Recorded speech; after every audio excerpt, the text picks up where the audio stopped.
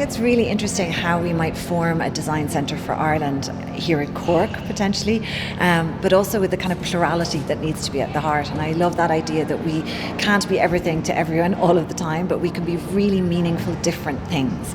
And I think those different things need to come from the strengths that Ireland has. And we've heard about how we are, we're small, but that means we're agile.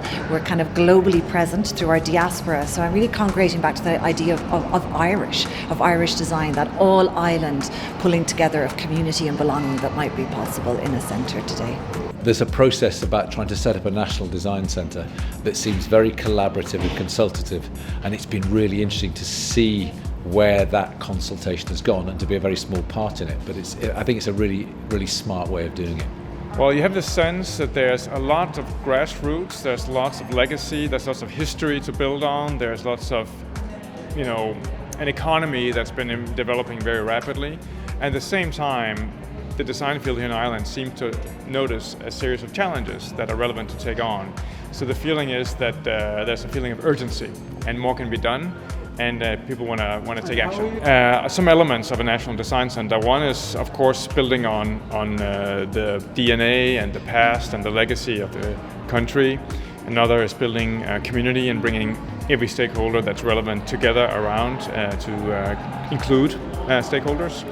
And then, of course, looking to the future, to what are the key challenges around sustainability, around maybe digitization, around society, around placemaking, around cities, to take on. So there are some building blocks that you need to get together, but I'm sure that you can do it here. Ireland sits really interestingly on a global scale. I mean, I don't know fully how I would evaluate it. I know that Ireland is wrestling with very similar problems in design that many countries are in the world.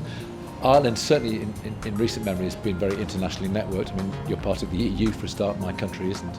But I think there are some very interesting aspects that came up today about the way that local community and different sections of the local community, or what we might call local communities, can be engaged. I think there are very specific traditions of making in Ireland, as well as things that have universal resonance. And I think getting that mix is the key, actually. I would hope, and I'm pretty sure this is what will be delivered, that an Irish design centre will have international reach and international resonance and connection, but it will also be something that could only happen in Ireland, and that's the key.